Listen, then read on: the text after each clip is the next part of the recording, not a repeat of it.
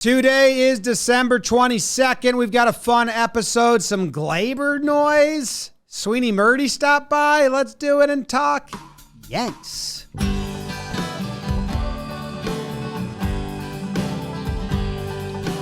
Talking Yanks with old John Boy Jake. Recaps galore, weekly awards, stat lines, steaming hot takes. Get your Yankees news. Hello and welcome to Talkin' Yanks, brought to you by SeatGeek. Use code YANKS for $20 off your first order at SeatGeek, the app, or... Intro's still going pretty hard. I thought we were... Intro ended. Hello and welcome to Talkin' Yanks, brought to you by SeatGeek. Code YANKS. Get you $20 off your first order. SeatGeek, the website, the app, they will get you the best tickets, the best bang for your buck, and then $20 off that bang. So thanks to SeatGeek. Jake, how are you doing today? Merry Christmas coming up. Happy Hanukkah. We're in the middle of it. I think it's, I don't know what day it is. Come this. I know what day it is today. Third night is tonight. Yeah, I knew that because I At the lit time the we're second recording. candle at my brother-in-law's house yesterday. But by the time we're here, I guess it's the fifth night. Oh snap! That was lit. Yeah. I'm doing well. We both look cute. BBD. Yeah.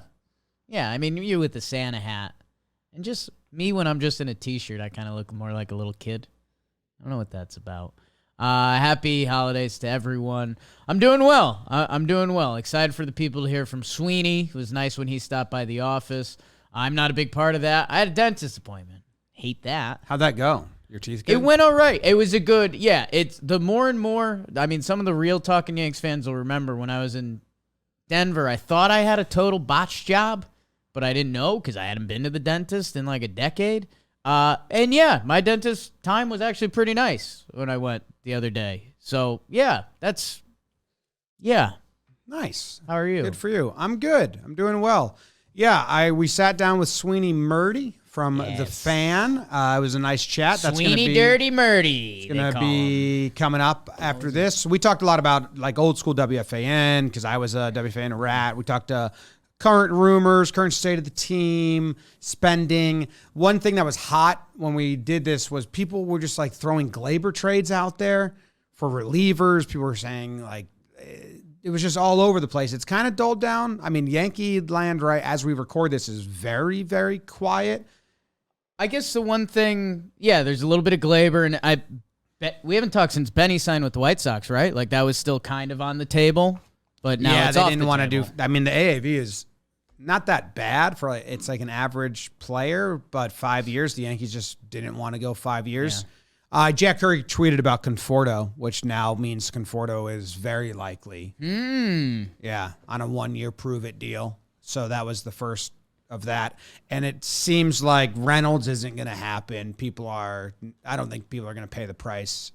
Yeah, the Some thing of the with latest him I can't news- get over is like Pirates really don't have to trade him right now. They can wait to the middle of the year, and and then with the Twins moves, it seemed like now the pie chart in my brain has switched to kind of Kepler Conforto, but that's just putting a lot of stock in Jack Curry's tweet, which I do. Yeah, I didn't comes to see the Yankees. Curry tweet. I'm looking for that now. He said, makes sense for both parties. Conforto on a 1 year deal, looking to prove it.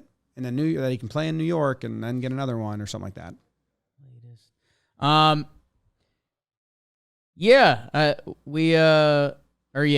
It's a quote from Curry. Conforto makes sense for both sides, 1 to 2 years. I wonder if that was on Hot Stove or whatever. I don't know. I think my left field episode, it makes sense to me if you're taking a flyer on it and it clicks, like that can make sense. If you take a flyer on it and it doesn't click, that's where Oswaldo would be your backup. And then I don't know. I'm interested to see if Conforto's got a real thing going on because I guess his name's becoming hot in the streets. I've heard big Cubs stuff around him, so I guess apparently people are interested, and we'll see what that means for the Yanks. But Benintendi, we were still kind of putting that in play. I think the more we talked through the left field episode, we got closer to Benny than we thought. We kind of had we were hot on Benny. We faded Benny, and then I saw the contract. I was like, 5 years. I didn't think it was. They weren't going 5. No. They weren't going 5. So that is what it is, and it, Benny was nice. I don't know. We wouldn't have been slamming the table saying World Series, but I don't know if there's a World Series option that we would do that, unless it was probably Brian Reynolds, and we'd freak out a little bit. But, yeah. I like, because even when Kepler was starting to become a thing, which I don't think helps them, they need someone who can hit for average and play really good defense, and, like, I don't know, he just more of the same at the bottom of the order there. But I think they don't want to lock themselves into something in left field. So Conforto gives them a 1-year deal, term. which means if he's not the best option, they can make a move at the deadline. They can call someone up. There's so much flexibility. Same with Kepler. If they trade for Kepler, it'd be a 1-year deal. So they're looking for someone to start the year in left field, and not necessarily be tied to them forever. So I don't know. And then the trading Gleyber front. He was like a top second baseman. I thought they were going to trade him, but at this point, I still don't think you trade him before the season with the uncertainty of DJ. You want, and this is what we talk about, you want one rookie starting and leaning on heavily, or one position where like rookies are going to be here. So I don't know. Yeah, closing off on Kepler, interesting baseball savant, and some of the defense and speed stuff is in a really good spot. It's He's better the exact than what you'd expect Kepler. bat Cashman would have wanted before he stopped doing all of that. Hits the ball hard for no average. Right. But with the shift gone, he's supposed to be one of the bigger shift benefits. So we'll see. I don't know. Yankees Twitter's kind of up in arms about Kepler. He's a guy that if he comes over here, you're going to be able to talk yourself into it. And if he doesn't, it also doesn't hurt you. Reminds me too much of Gallo, to be honest. Yeah, I mean, I think he's got a pretty different track record to Gallo for the most part. I don't think he's as strikeout. I think the batting average has been low the past couple years. So, I don't know how much of that is shift, how much of that is him. But, yeah. Gleyber, this one I keep flopping on because coming off the trade deadline where we know they tried to trade him, and then he was awful, and then he was really good at the end of the year, and then the playoffs came, and he also wasn't great again. And with those young middle infielders, it felt like he was the move because he was a guy that still, the joke over the past couple years between Andujar and Jackson Frazier and guys like that is Yankee fans trading guys without too much of value. Gleyber Torres has some value. I need news on DJ. Like if DJ is going to be ready to roll for spring training and we're going to lean on potentially Peraza and Volpe, then I can talk myself into it with DJ and JD. Hello, that's kind of funny. But yeah, if DJ's out, then you're trading Gleyber Torres and you're going to have to make another middle infield move, or you're relying on 2 rookies for the whole season, which just doesn't feel like the Yankees. So it feels like Gleyber's going to be back. If you take away August, I think if you butter knife August out when he had the post-trade blues, I think Gleyber's numbers are incredible. Great. And he had that really slow start to the season, too. That was the number I kept busting out. I think after those first 3 weeks of April, he was incredible. Yeah, it's like his first 15 games or so. Baby D, you once explained this to me on Baseball Reference for the splits. What's S OPS plus and what's T OPS plus? Oh, I always have to be like looking at it to. T is the first one. So it's like TOPS. One is like, so that's relative to what he does. T is for him. One is better than his usual, so like his overall stats. And then the other is for split. the other is for the league or for split. That the league's split. So like versus righties, it's like the league against righties. Is S or is that T? That would be S. Okay, so OPS is I don't know why on they're base S or T, but on base percentage plus slugging percentage is OPS, and then any stat that has plus on it means 100 is average, and then it's how many percentages below average or above average you are. So in the month of August, he was 31 OPS plus. That means he was 70% worse than your average player. Every other month, he was above average. Yeah. In September, October, he was 72% better than the average. And then the other 3 months, he was 20%. I mean, a really good year besides August. I've got and one trading more, players doesn't work. I've got one more Gleyber fun fact. Yeah. So, Yankees like to rest guys and stuff happens during the season. Gleyber had 9 games at DH last year. Sure, stuff happens.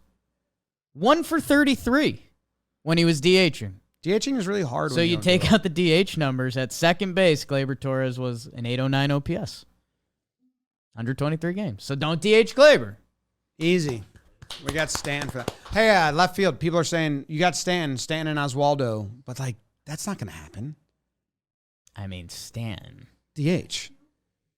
I really like Stan. I saw some people on Yankees Reddit and people saying I just want to try Stan. I thought, I was like, whoa. I mean, the Yankee over-under Stadium on left Stanton playing left field at Yankee Stadium the rest of his career is probably 20 games. I was going to say 10. Games started or games? Game started. I mean, either way. Game started, I'll put it at 12. Rest of his career, he's got a lot of time. Yeah, at Yankee Stadium. Yeah. At the stadium. Regular season or postseason? Regular season. Okay. I got 12. All right. We're going to throw it to a fun conversation I had with Sweeny Murti, Sweeny 30, Murti 30. All those dirty jokes he was making that you While were you telling were me at about? the dentist, Yeah. and this interview. It's not an I haven't interview. heard this yet. Not really an interview. It's just kind of like a conversation Talk. we had. It was actually very fun. Brought to you we did by an episode with Manscaped. Yeah. Because we were both clean shaven the whole time. And we spelled preserved body wash from Manscaped. 2023 is on its way. Last thing you want to be is the guy with pubes getting in your way of making it to your best yet. The Manscaped Lawnmower 4.0 is a leader of the performance package, or as we call it, the perfect package for Jake's package.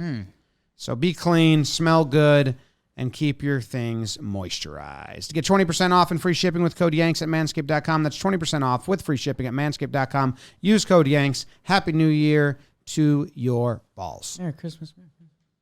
I have so many questions about, not so many, but about just you covering the Yankees forever. Sure, and then I have some topical Yankees questions just to pick your brain about. Okay. But you've been covering the Yankees for how long now? 22 years. 22 years? Yeah, going on 23. And your first year was 2001. Oh, 2001? Yep. But you've been with the fans since the 90s. Yes. I started FAN in 93.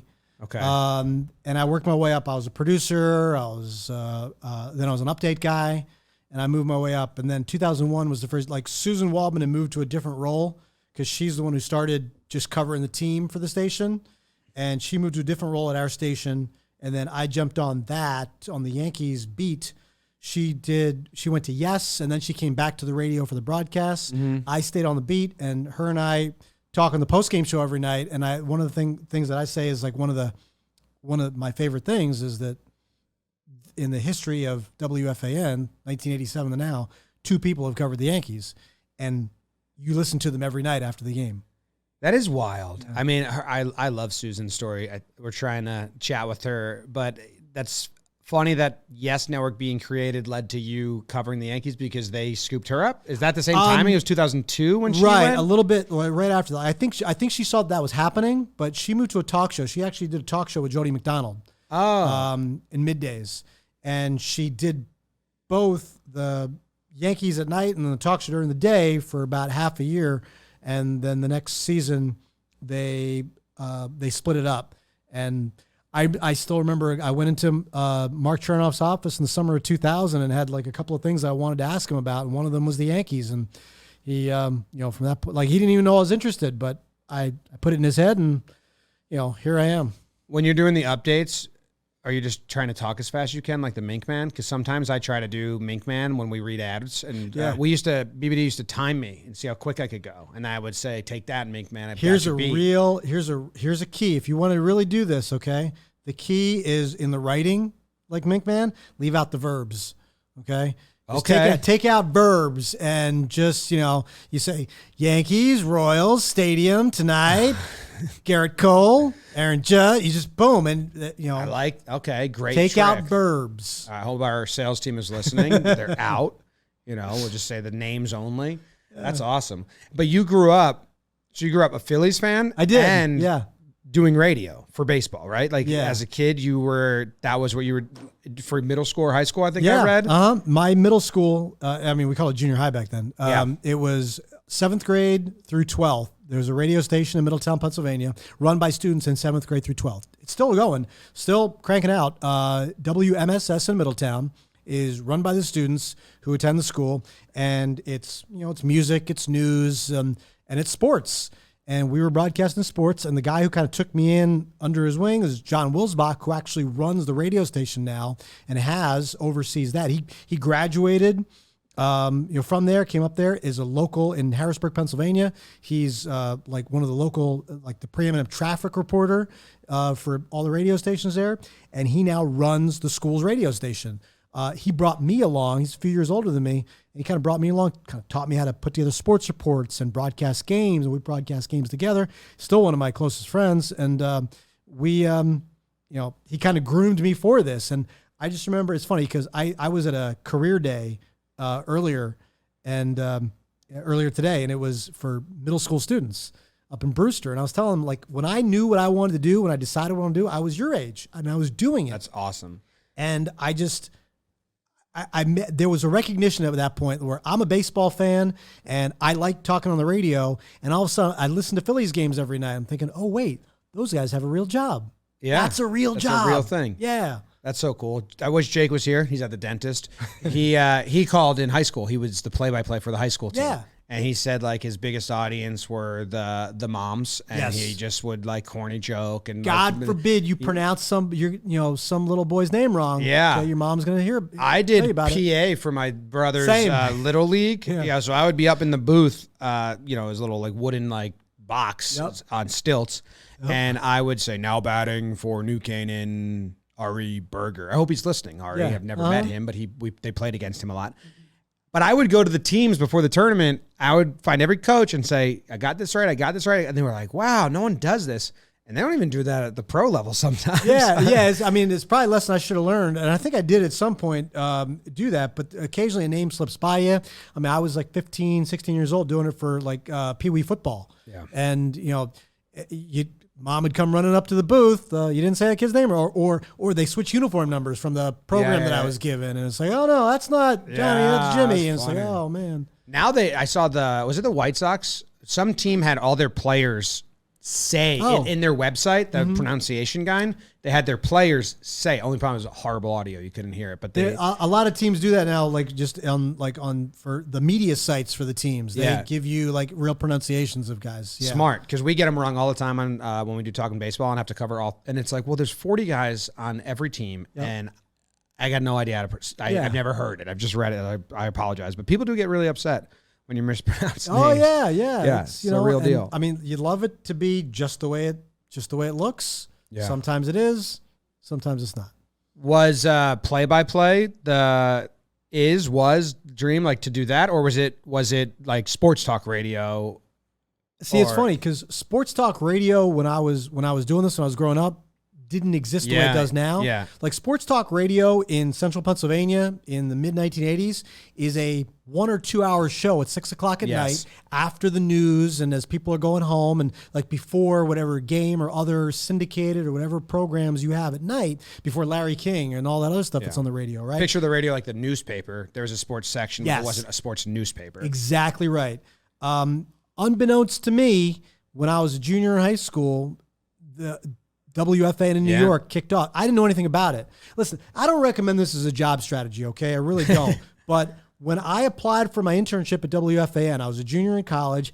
I knew nothing about the radio station except that they broadcast Mets games and that according to the book that their listing was in, they were an all-sports radio station. I'd never heard it. I didn't know who Don Imus was. I didn't know who Mike and the Mad Dog were. I walked into the building for my first day of my internship, which I got, despite not knowing anything about the radio station. And during a break in their show, Mike and the Mad Dog came out, and I went, that's Mike Francesa. I watch him on college football and basketball. And That's college so basketball funny. on CBS. I didn't know, like, you work here? Yeah. Like, that's the thing. And That's so funny. So, again, not a recommended job strategy, but yeah, sports radio became a thing. Fortunately for me, just as I was getting through high school and college and really cementing what I wanted to do. Now, play-by-play was a path, but all of a sudden this whole other thing was there.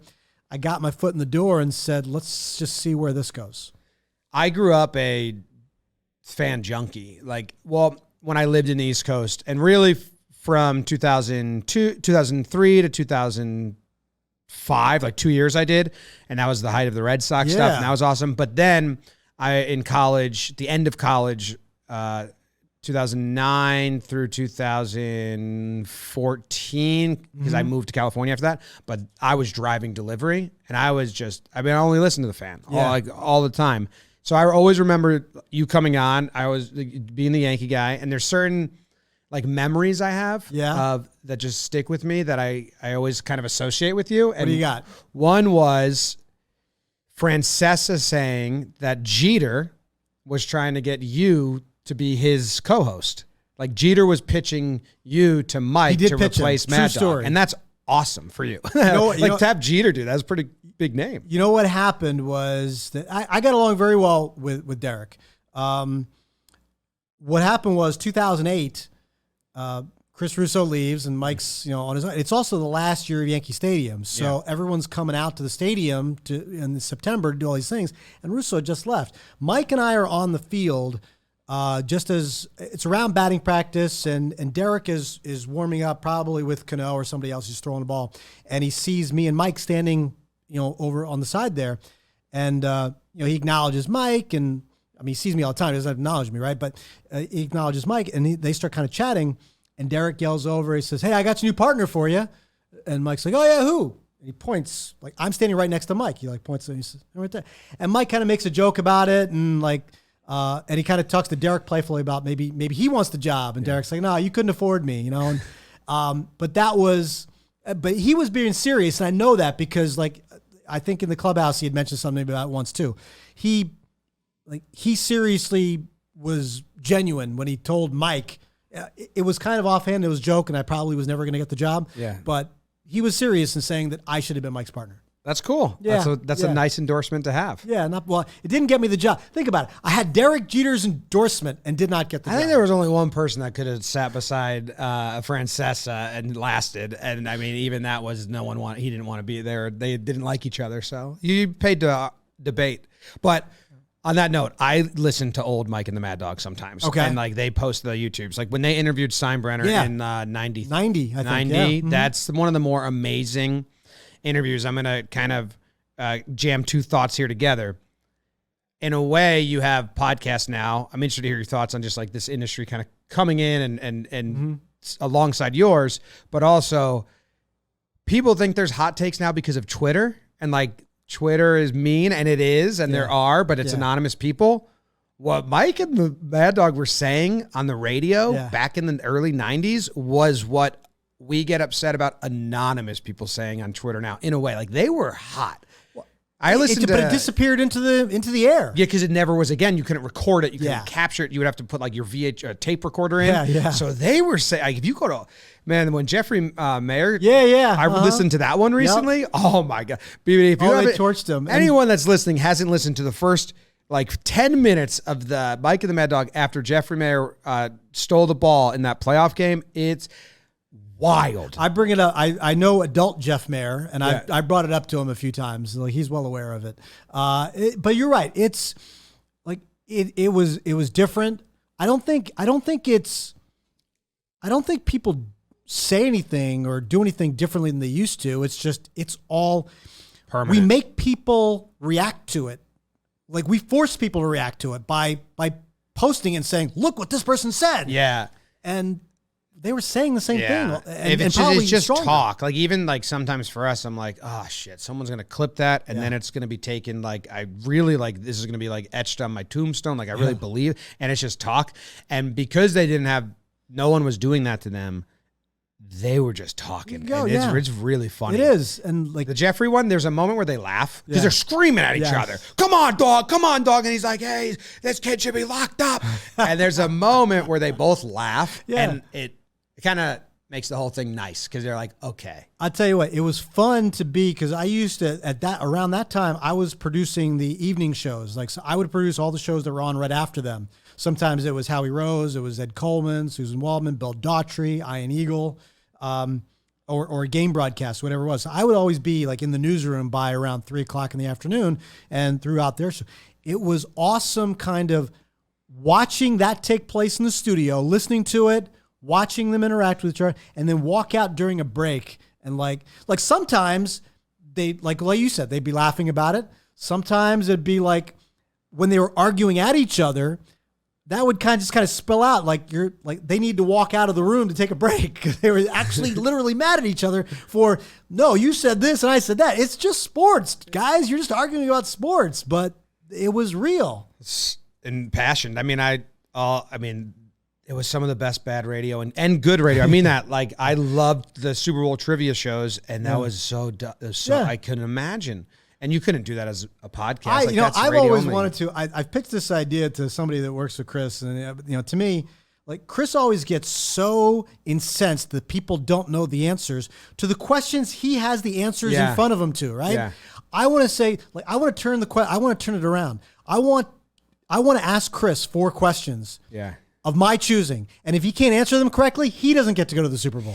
That's good. That'd be good. Without the almanac. Yeah, without, I love right. that. Yeah. 10 seconds, give it to me. Yeah. How do you not know this? Yes. And they also would ask the same questions like 5 times. Like, you would get a question that's been asked like in that hour, and they'd be like, "You're not listening." And then listen, the big key, and I mean, is people who do this, you probably know, but don't call on the first day, bro. Yeah. Like, you're getting all new questions. You never and you haven't heard any, you're not, and if they don't give away one on the first day, they probably have to give away 2 on Tuesday to kind of make up. So you're going to get a better chance. If we have anyone that has no idea, like, do you know what we're talking about, BD? You listen? So in 2010 or 11, they would do this trivia, and you had to get 3 questions right, and you get a Super Bowl or ticket or 5 or whatever it was. But the first 1 and 2 were just repeats, and people had gotten them. So it was like level 1, but everyone's past this, so you should just have it committed to memory. And one time they had a quote like, well, who said this after the Super Bowl? And there's a player on the field, and no one got it for like 2 days. Yeah. And it became you remember that? It became, and Twitter existed, so it became a buzz, and Twitter couldn't figure it out. Yeah. It was so random. It was a Packers lineman who said like just a mundane sentence. Well, people were doing the message boards before, before Twitter. The message boards were filled with, this is the answer to, and that's what they stopped doing. You hear them say, give me audio number 47. Well, somebody posted on the message board number 47, so they stopped announcing that. They'd say, so they would stop telling people. But I just remember being like, it was like, when people get locked in on like American Idol back in 2001. It was like, if you listened to The Fan, you were like, I can't stop listening because I need to know who the hell that quote is. And it would just went on for 2 days. Then you listen to the same thing for like 2 days straight. The other part of that, which is kind of funny, is like Chris's mind moves so fast, and his energy, like sometimes he'll miss a word, which is really important because the guy who meticulously put the questions together would write, who is the first player to blah, blah, blah, blah, blah. And Chris would just read it, who's the only player? And then you give the wrong answer. That's it's fine, hey, whoa, that's so man. different. Yeah, so it's a little bit different. But it was fun. They did a really good, and once they brought Yes on board, it became a video thing with Chris dressing as the marquee instead of just being an audio thing. It added to it. When we moved to California in 2005 through 2000, and I lived in 2009, and we bought Yes Network, and that was what was on in my house. Mm-hmm. So that was my mom's connection to the East Coast to stay tuned with even like the accents, the callers. Like when you're not in the Northeast and you're not surrounded by that energy, my mom loved it. She's from the Bronx. She's from New Jersey. It was like my connection to the East Coast, even though we were living in California. So we loved it. And then everything's slower everywhere else, right? Oh, it's just so fast and they're so rude to the callers, and there's something innately Northeast. No, but you know what? Mike explained this one time, and I liked loved his explanation. Right. I loved it too. Right. Yeah, it's like you're coming into the ring, right? Yeah. Like you're because he said, why do you hate the audience? He says, no, I adore the audience. Yeah. But if you're calling in to be part of the show, you're not part of the show, not listening to it. Yes. There's a big difference. I can't just say good point and move on because I thought it was a great explanation, and he can't say that every day, but I thought he's like, no, the audience is great, but the callers are part of the show. They're the way I treat dog. There's a difference between sitting Yeah. second row to watch Mike Tyson fight Yeah. and being in the ring Yes. against Mike Tyson. But there is something that just like when you're not in the East Coast, you're like that energy. Yeah. And you're like, you're too slow, because they don't do that in California sports radio. Yeah. This is amazing. The other thing I remember in 2009, Francesca asking you, and like again, just like something stick. Was this a tough World Series for you? Because it was Phillies and Yankees, and as me, a kid, like listening to the whole time, I'm like, oh no, he grew up a Phillies fan. We just never think about And that. you probably never knew or even cared. Why would you care? Never right? knew. Yeah, just knew you covered the Yankees. But when did that fandom fade? Because as you become neutral, it has to naturally somewhat fade. I think, pretty easily and pretty early, because 2001, I'm getting thrown into the 3-time World Series champion, right? The Yankees are like monster, and they've got all these great star players. My job now is to know the Yankees inside and out and do everything I can to know the Yankees. And every night I'm now at a Yankees game, or if it's like if I've taken a day off, I'm like because of travel or whatever, I'm still watching a Yankees game. I'm not watching the Phillies. I'm not. Yeah. And it's different. This is probably hard to understand because this is 20 years ago, but like I don't have a package on my phone where I can still watch Phillies games intently. Box scores. Yeah. And even then, like it also helped that they were terrible then, right? Yeah. Like this was, I think Larry Bowa had just taken over for Terry Francona, and he had a good year or two there, but they weren't a great team then. So it's kind of easy to just kind of shuffle that off. But my job was to know the Yankees and watch the Yankees. I wasn't watching the Phillies every night. So I say to people, I was like, how can you really truly be a fan of something that you don't ever watch? Yeah. Of a team you don't ever watch. So it kind of slips away, and like it comes back in pockets, right? Like in 2008, the Yankees missed the playoffs and the Phillies go on a run into the World Series, and I got to go to all those games. So I sat in the stands with friends of mine from college and high school. But I remember the last out was made of the 2008 World Series, and I'm kind of excited, but I'm looking around at all the people around me, and they are way more excited than I am. I'm like, yeah, this left me, bro. Like I'm not.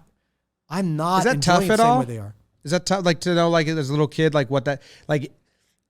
No, because obviously you're living your dream, so it's a good trade-off. Yeah, I'm still there. Like what I enjoy now, and like I kind of lived it this past year too, because the Phillies make a run to the World Series, and like I know Rob Thompson, like people I know, Rob Thompson and Kevin Long, and David Robertson, and guys who I've known through my time covering the Yankees. Like I'm rooting for people that I know, right? So and they're still wearing that uniform, and that brings back some memories. But for us, we present ourselves as biased fans. We don't have to toe the line of a third party journalist that's like covering honestly. So I'm hoping that allows us to never lose that living and dying fandom. Because the basis of what you do is still sitting at home watching the game, right? You're sitting in your office watching the game, or and we're not in the clubhouse. I never want to be in the clubhouse. Like we could get credentials, and I think Jake would enjoy it, and he wants to interview some players. But I'm like, no, I never want to.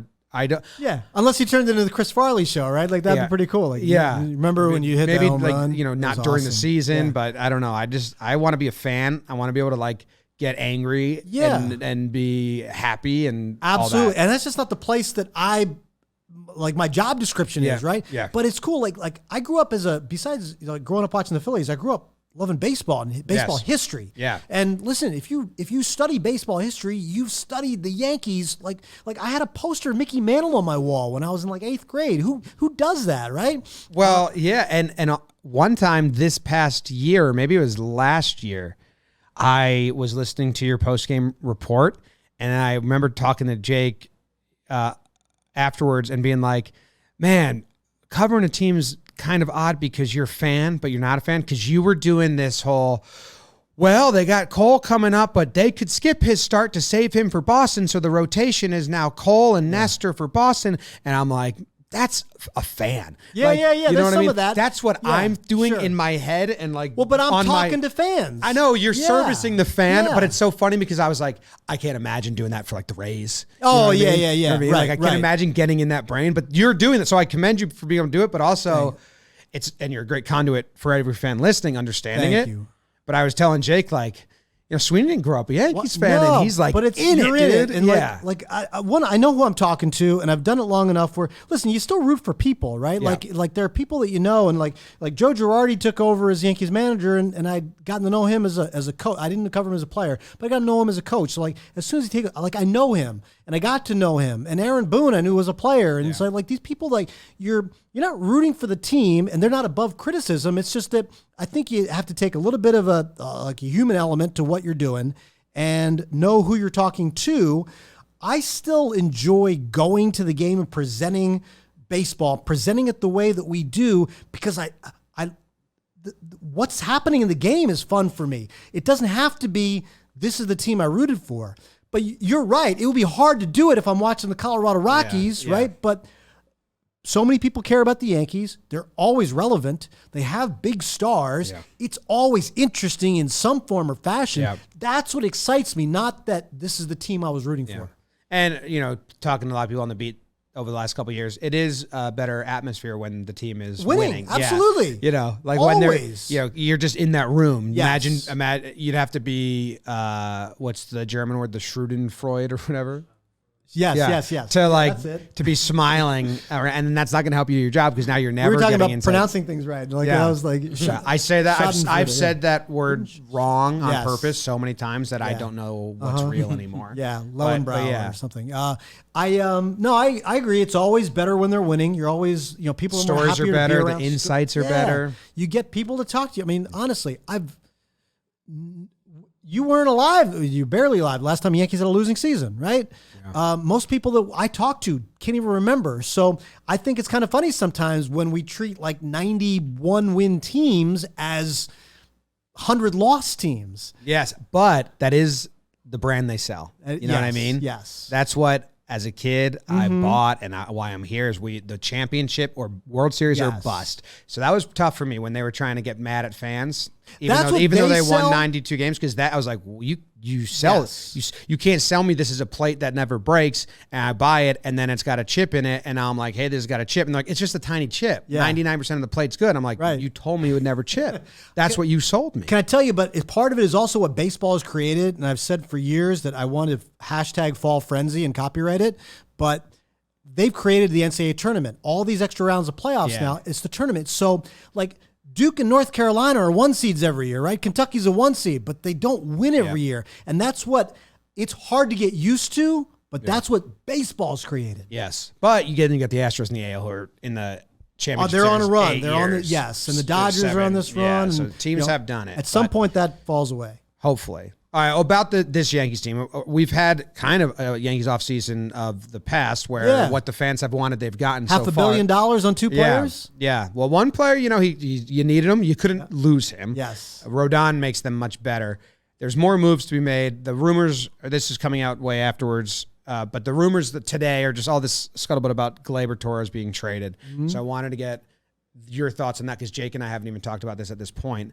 I don't see how you can trade him with DJ almost needing surgery. And you don't know health-wise. Yeah, you're putting yourself in a spot. And with Gleyber being, even with a horrendous month, he was, the 4th in WAR or something, BBD? I'm not the biggest WAR guy, but I know he was a top second baseman. Do you think Gleyber is... do you think there's any merit? Are these just rumors? Because a lot of Yankees don't have rumors. I think I get asked on our station all the time by Brendan Tierney. He asked me about Donaldson and Hicks and Torres. Okay, like these 3 guys, and I keep telling him, I said, boy, like best case is 2 of those 3 are gone. Best case probably, and maybe not any of them. Right? I think what you're looking at with Torres is.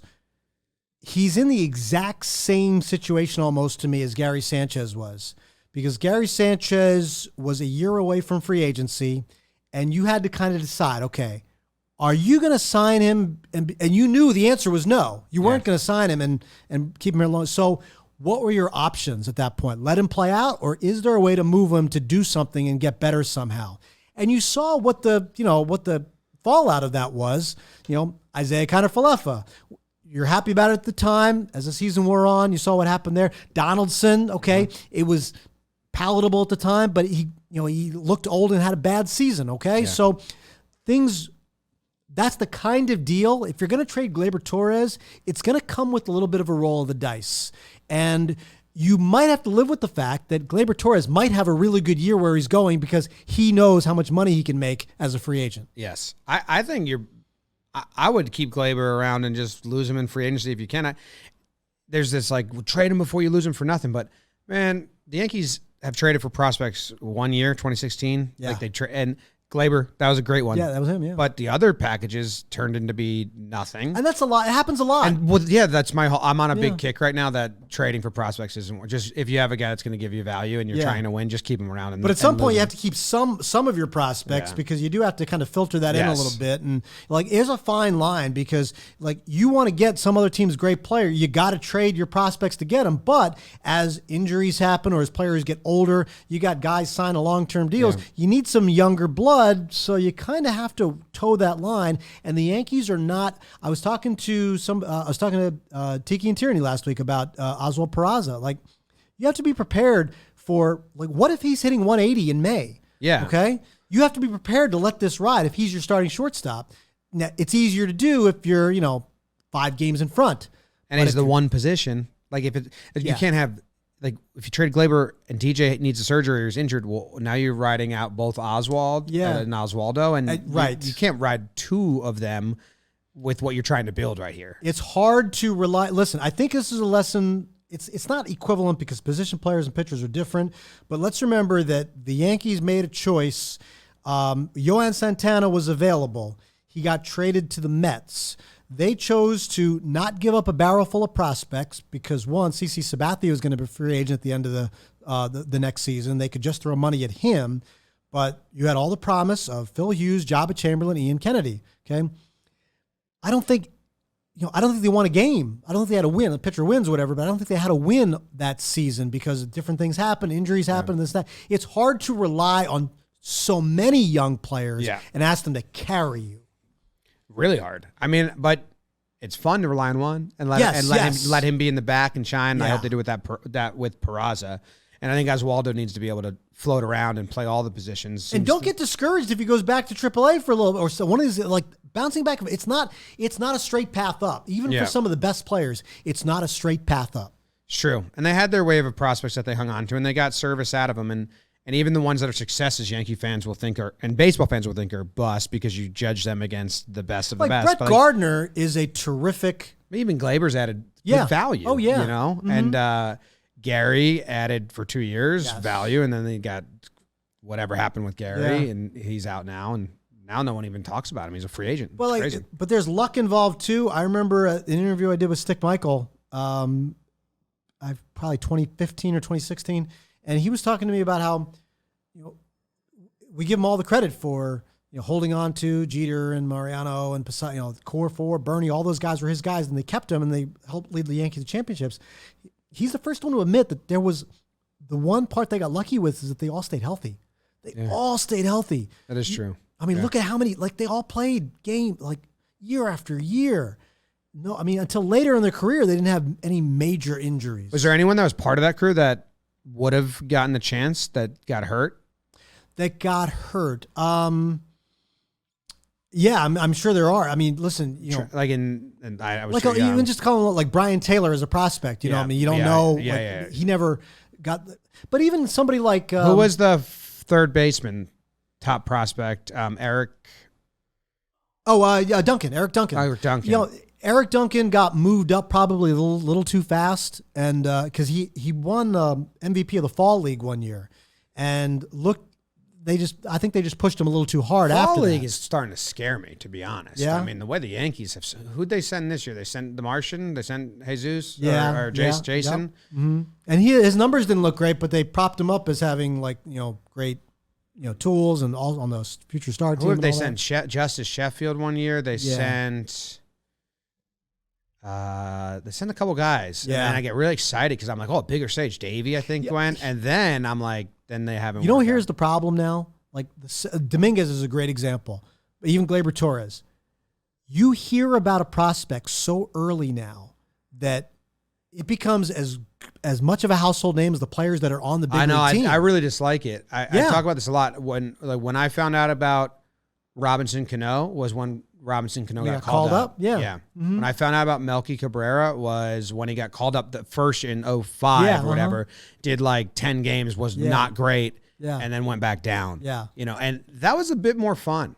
To be honest, Absolutely. like there's some fun, but it puts so much pressure on the kids. Like I feel bad for these kids, especially the ones that the Yankees hype up themselves like so much and all these pitchers. And then every team has to do it. Yeah, because you want to trade them, but I do feel it's a little more blissful of like, oh, who's this kid? Yeah, Let's see what he's got. Back Instead in the of day like, when you knew like maybe one of them. yeah. Like Ruben Rivera's on the cover of Baseball America is the next Mickey Mantle, the next great prospect, right? He's the one that, like, of all the players in the mid-'90s the Yankees had in their minor league system, Ruben Rivera is not the one that you'd tout, but this is the guy that was there, right? And I just think that there are so many players like that now. As second a 16-year-old kid signs for $3 million out of Venezuela, we know his name. We said, all right, well, when's he going to play in Yankee Stadium? Like, in 7 years, bro. He's 16. Well, that's what we used to do in The Martian on this show. We'd be like, oh, we're not talking about until he's 18. We're just not even going to mention his name. Yeah. 'Cause he's too young. And even just the adjustment factor. Like, I've heard, like, Carlos Beltran would tell me stories about, he didn't know enough English. Like now, like I've heard great stories. Like Everson Pereira is like one of my favorite prospects to follow in the systems. I just love like seeing some of his numbers, and he was so young. But I asked him, like Carlos Beltran told me a story about how he would just go to McDonald's, like they'd point to a menu item because they didn't know enough, and they would just know to point to number 4, or they'd go eat the same thing all the time because they were embarrassed of their lack of English. Tough. Everson Pereira tells me now, like, on his phone, like you can use Translate on your phone, and it makes existence so much easier. But it's still, there's an embarrassment factor. You're taking kids from their homes, and like now all they do is play baseball and try to live up to these expectations and dreams. It's not easy for some of these guys. I have no idea how true this is, but we heard that part of the reason the Yankees moved all their minor league teams north is so they can get used to playing in the cold. And that Oswald Peraza was like, that's why his April was so bad, as we heard. He was like, I was cold, man. I'm not used to it. He was freezing. And think about it this way, and I don't know if that's the exact reason, but it's sure going to help. A lot of it is bring guys closer together. But think about it this way, for a kid like Peraza, okay, when you're playing all your low minor league stuff, you're playing in all the warm weather spots. 2020, there's no minor league at all, so you're staying in your complex stuff. 2021, spring training started late, right? You had and the minor league season didn't start until May. Yeah. So by the time you move north, it's all nice weather. April of 2022, you're sitting there and you're getting snowed out for the first time ever. Yeah, not only is it he's playing baseball in the cold for the first time, he's in the cold for the first time. Yeah. Well, hopefully that helps them come big league time in April, May, even if it's just a nice side effect of the transition. It's just something to read into the fact when you see a guy, and anybody, like just start your first 100 at bats, even in good weather, might suck. Yeah. Right? Think about a kid who's away from home and has never been in this environment before, and it's colder than he's ever been in his life. People don't know how to dress for the cold. My wife from California, when we moved to the city, we were walking around late November. It was like, 38 degrees, and her ankles were exposed. And I was like, what are you doing? Yeah. We were going to a show, and she was like, I'm fine. I was like, you're not fine. Like, we were walking around. I said, do you see anyone else? Like, you have to dress for the weather. But she didn't have any clothes. She was like, I don't have any long, high socks. It's a tough thing. October baseball.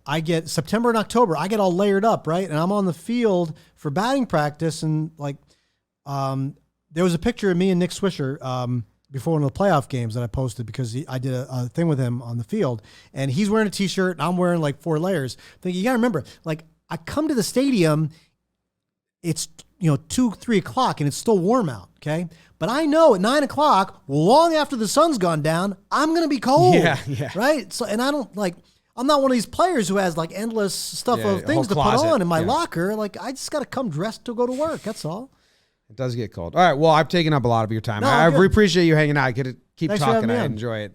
So thank you very I'll do much. It again, yeah, sure. we'll see you around the stadium, and again, we're close now. Now you know your way. That's it. We're here. Awesome. Thank you. Thanks for having me. Yeah. And that conversation was brought to you by DraftKings Sportsbook, an official sports betting partner of the NFL. So go to the NFL, go to DraftKings Sportsbook, and new customers can bet just $5 on any NFL team to win their game and get $150 in free bets if they do. Download the DraftKings Sportsbook app now. Use code JOHNBOY. Place a $5 bet on any NFL team to win their game and get $150 in free bets if they do. Only at DraftKings Sportsbook with code JOHNBOY. Minimum age and eligibility restrictions apply. See show notes for details. BBD, did you go watch the Mike and the Mad Dog Jeffrey Mayer YouTube video? I actually haven't yet. Yeah, I showed Jake. But I thought about it. I showed Jake and Zach the beginning. Me and Sweeny were talking about that, about how radio back then just used to be, it would just No came rules. and went. I mean, they open up. People didn't record it. Mad Dog opens up and he's like, SK thinks he's a hero. And Dog's like, come on, wait a second. Come on now, dog. He's 12 years old. It's wild. It's intense. It's awesome. It's intense. Yeah. It's where we're trying to get to for 2023. I can't even imagine doing that. Wow, you have to get like crazy hyped up. Like I'd have to actually get like slapped across the face like right before we'd start an episode of Talking Yanks to get like vigor. And to do it for like 6 hours. that. A win's a win. Yeah, win's a win. Oh, no such thing as a tainter win, dog. Well, Merry Christmas to everyone and Happy Hanukkah and Happy New Year. And next episode is a pre-recorded interview with Nick Swisher. If there's any breaking news, we'll hop on. That big trade, oh my God. Cashman. Hoke was tweeting about Tatis again today. I could see Cashman I could see him doing a Christmas Day move. Getting back on the radar with that. I think Little Christmas I think gift they for Yankee think it fans. as a win. We don't work. It's like and then the players are like, oh, I respect that. Giving your employees off on Christmas. Ow. Go Yanks. Tell them, Grams. Go Yankees.